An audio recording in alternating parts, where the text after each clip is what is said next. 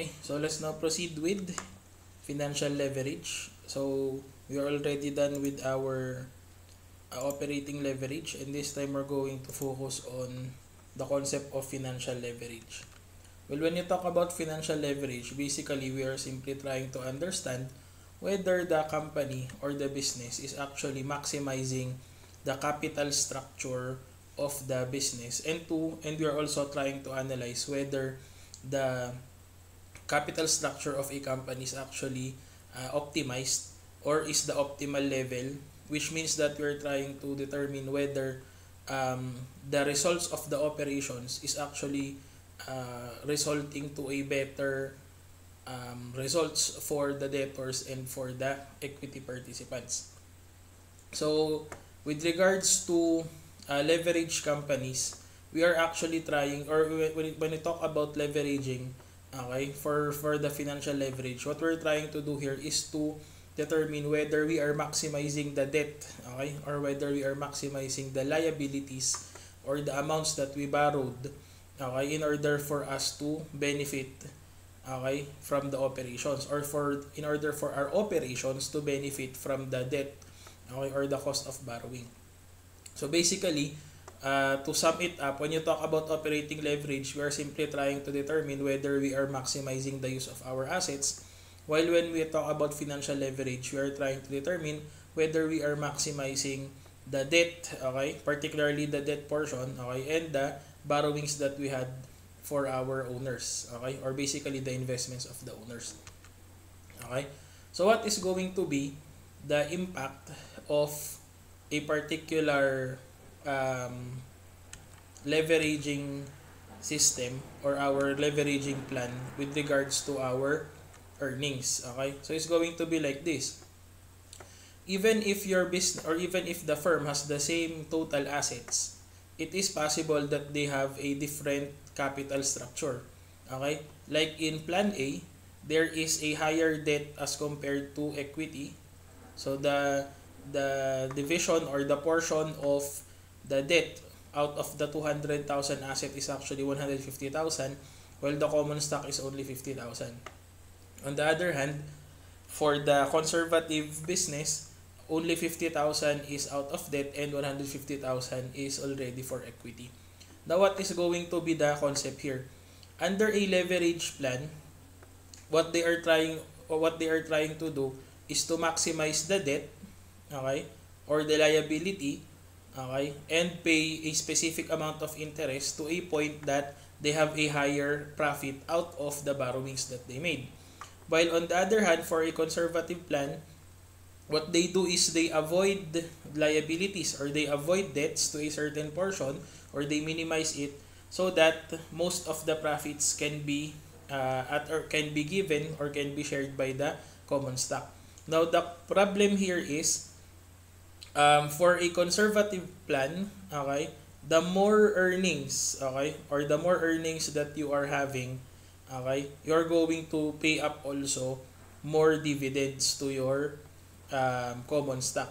While in a leverage plan, since the common stock is only a little amount, okay, the more you earn, okay, you're only going to pay a fixed amount of interest, okay, or a certain percentage of interest, and you're going to pay lesser amount of dividends later on.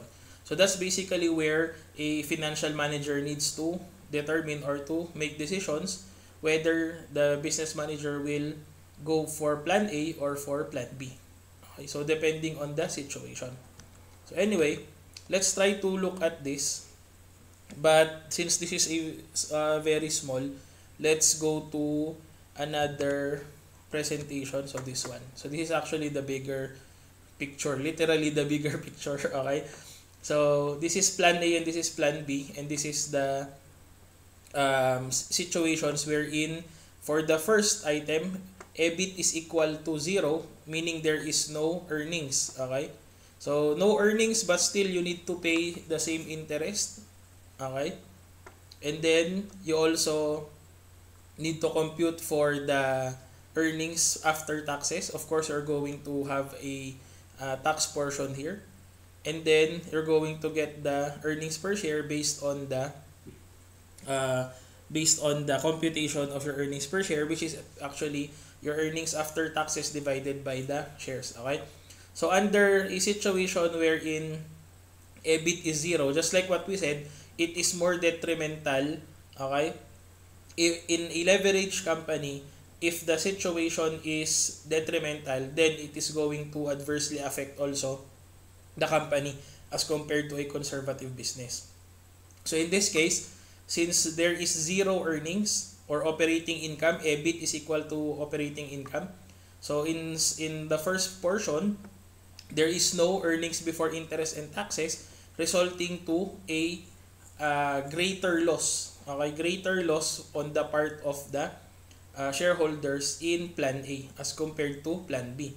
Okay, because just like what we said before, in a conservative plan, what they are trying to do is to minimize the losses, but at the same time, when we go to profits, there will be minimal profits also, because what they're trying to do is to lessen the risks. Now let's try to determine what's going to happen assuming there is a 12,000 earnings. Okay, if there is a 12,000 earnings, again this column is for the leverage and this is for the conservative.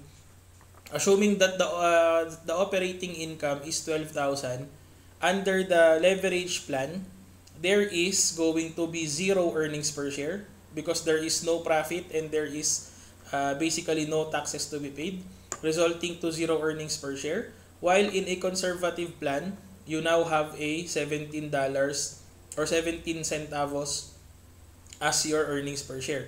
So in this situation, it is better for the conservative plan because at least the shareholders are earning from this particular level of earnings. However, as we go through or as we move on, if the earnings is 16,000, assuming that the operating income is 16,000, this is what we call the indifference point. Why do we call it indifference point? Because the earnings is the same. Okay, the earnings is the same for both the conservative, this is the conservative and the leverage plan. Okay, so meaning at this point, after the 16,000 level, let us try to see what's going to happen. If the earnings is now 36,000, what's going to happen? The leverage plan will provide higher earnings per share to our shareholders as compared to the 67 centavos for the conservative. And as we move forward, as we go to a higher income, there is a 3 pesos or $3 earnings per share for the leverage plan as compared to $1.17 for the conservative plan. So what are we trying to say here? What we're simply trying to say here is if the financial manager desires a higher earnings or a higher return to the shareholders, then the financial manager should also consider that there is a greater risk that needs to be absorbed, because in order for the leverage plan to work or to be more profitable, they need to exceed the 16,000 level. Okay? After the 16,000 level or the 16,000 earnings level, okay, everything will be better for the leverage plan. As compared to the conservative side, even at the 12,000 level, there is already an income here. But the problem here under the conservative, there is only a minimal increase in the earnings as the profit or as the operating income is also increasing. So that's actually the dilemma that the financial manager must consider.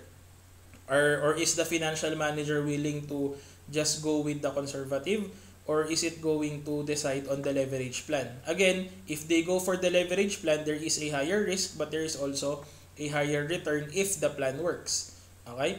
In a conservative plan, there is lesser risk, but there is also a lesser increase in returns as they increase in their profitability. That is why it is important for us to understand the effects of financial leverage or the effects of the financial structure of a business in its operations or in its earnings.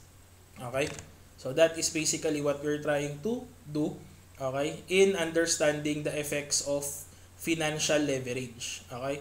So this means that if you are going for higher financial leverage, you must try to understand that you are also absorbing a higher risk, which means that you need to earn more, okay, earn more in order for you to gain more also. Okay? So, this is basically what's going to happen there. Okay? There is what we call indifference point. We already discussed this a while ago. Okay? The 25,000 level, I hope you saw it last time. So let's just go back now just for us to see it. So the indifference point is the 16,000 level. Okay? The 16,000 earnings level. So when you go down here at the 16,000 16,000 earnings, okay, earnings before interest and taxes, or the 16,000 operating income level, this is what we call the indifference point, because both the plan A or the leverage plan and plan B, which is the conservative plan, is going to have the same level of earnings, okay, or same level of returns for the shareholders. Okay, however, beyond this point, there is already a higher advantage, okay, or a better performance for plan A as compared to plan B. That is why you need to understand, if the company is projecting that they can go beyond the 16,000 level of earnings, then they should go for plan A. However, if they do not believe that they can reach 16,000 level of earnings or 16,000 level of operating income, then they should just go for plan B. Okay? Because that's basically going to be more advantageous for them.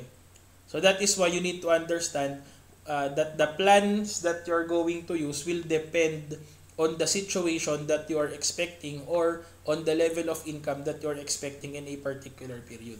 Okay? So that's basically what you're going to do there.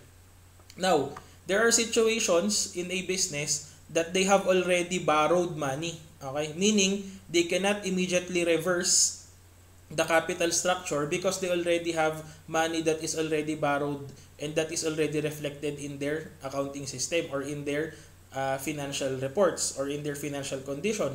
So what are they going to do? They need to be aggressive in maximizing the debt or in maximizing the cost of borrowing, so that they have no choice anymore but to go with plan A and be more aggressive so that they can maximize the structure, or they can maximize the liability or the debt that they have borrowed, or the funds that they have borrowed. So that's basically the concept there.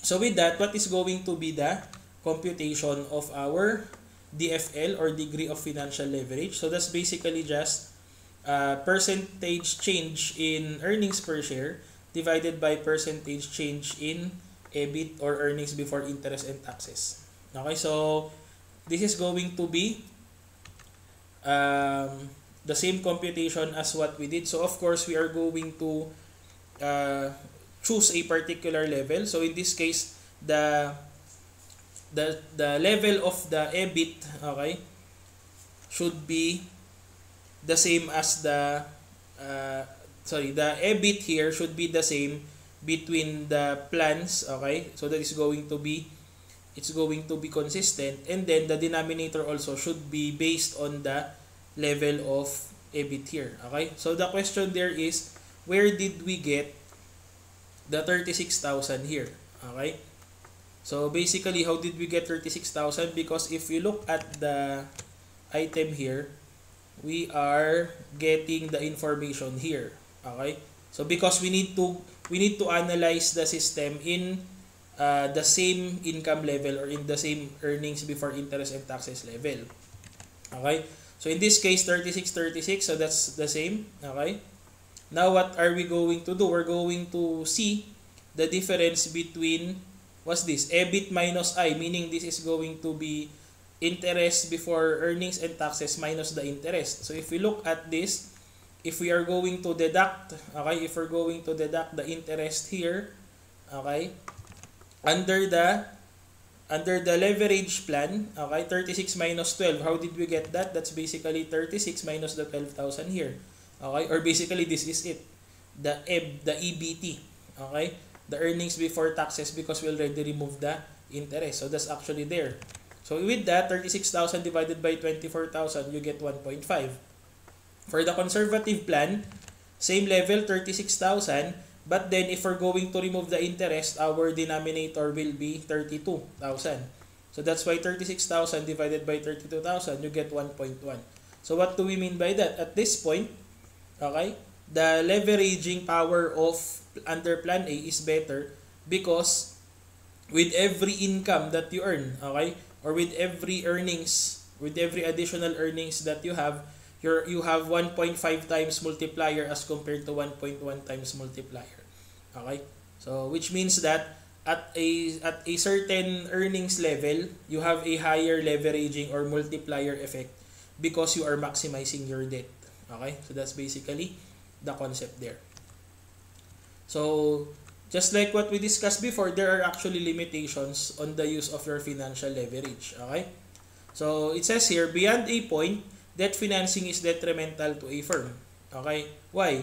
Because at a certain point, if you have too much liabilities, okay? So we just before we continue, we need to emphasize that having more debt, okay, does not always mean that you will have higher leverage, because when you have too much borrowings, then your lender, okay, your lenders or your creditors will look at your business as if you have a higher financial risk already. So meaning they will look at your business as a risk as compared or as opposed to a potential business or as a potential earnings later on, okay, on their part, because what you're actually doing is you are accumulating more risk on your part by getting more debt. So it does not always mean that if you opt for a leverage plan that it is always going to be beneficial. And next, common stockholders may drive down the price. Why? Because if you try to go for too much financing, okay, there is a possibility that your stockholders will disinvest, okay, or will remove their investments because of the capital structure looking as if your business is not already looking good because you have too much debt as compared to the equity. Okay, so that's basically what we're trying to say here. So that's one limitation of financial leverage. Next, okay, so if you want to opt for financial leverage, you must be in this particular situation so that it can be more beneficial on your part. Okay, so financial leveraging is recommended for firms that are, number one, in an industry that is generally stable. Why? Because if the industry is stable, then incurring debts will be normal, okay, and your common stockholders do not really have the power to drive down the price of your company because they are already in an industry that is stable already. Next, this financial leverage is also applicable for a business that is in a stage of growth. Why?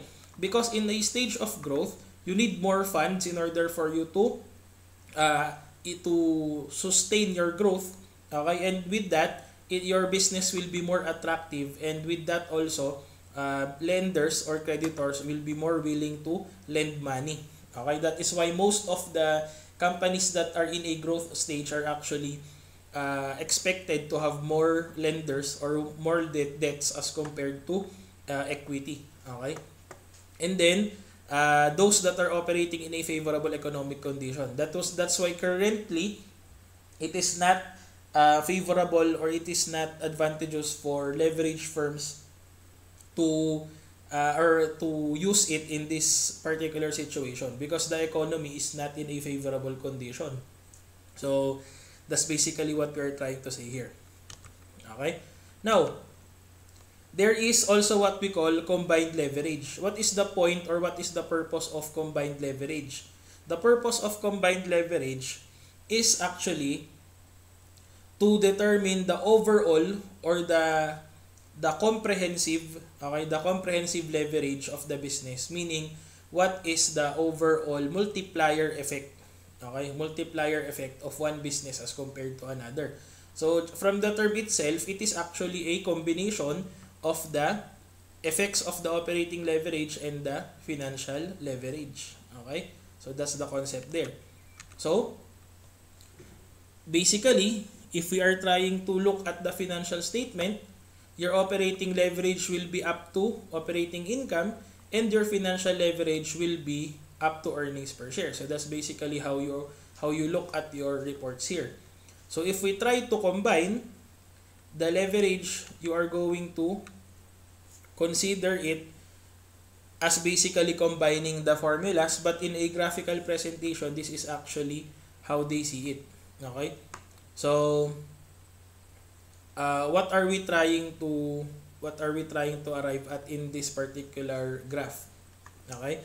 So if we plot the sales, okay, and we go to operating income, the blue line here is pertaining to the operating leverage. Okay? Now, do not mind this gap. Okay? Do not mind this gap because they are simply trying to give us an idea of the difference between the two. Okay? So, sales, the plot, okay, or the plot of the movement from sales going to earnings per share is going to be the plot of the total earnings per share. Anyway, this is actually a complicated presentation in a graph. That's why I do not usually want to use graphical presentation. What I would like to use is either the formula or just the basic computation. Okay? So now, let us try to look at this. Okay? So this is an example of the company's earnings at 80,000 units and 100,000 units. We will use this for our computation in combined leverage. So how are we going to compute the combined leverage? This is what we're going to do. Okay? So we are going to get the percentage change in earnings per share divided by the percentage change in sales or volume. Okay? Percentage change in earnings per share divided by the percentage change in sales or volume. Okay? So what's going to happen here? So actually in your denominator, you have an option whether you are going to use the sales or the volume. It does not matter. Okay? So let's try to look at this, the percentage change in earnings per share. Okay? So let's go back to the previous table and determine the effect. Okay, so for a while, we'll go back to this one. Okay, so percentage change in earnings. So from 150, okay, from $1.50, it became 3. Okay, $3. So what's going to happen there? The percentage change, okay, what's the percentage change from $1.50 to 3 pesos? That's actually a 100% increase. Or basically, what you're going to do is 3 or the higher earnings per share minus the lower earnings per share divided by the base or the earliest earnings per share. So basically, you're trying to look at the difference or how much did on what percentage, okay, did the earnings increase at this point. So if you look at the computation here, the reason why they got 150 here is because 3 pesos minus 150 is actually 150 here. And the base earnings per share is also 150, making it a 100% increase in earnings per share. On the other hand, percentage change in sales, okay, how did we get that? Let's go back again to our previous slide. Okay, so from 200 or from 160 going to 200, that is a 40,000 increase in sales. That is why if we go back to our computation, you got the 40,000 here as the numerator and the base sales is 160,000, okay, times 100, okay? So this is actually 25%. So if the percentage increase in earnings per share is 100 and the percentage increase in sales or in sales volume is 25% also, then you will get a combined leverage of 4. So what does that mean?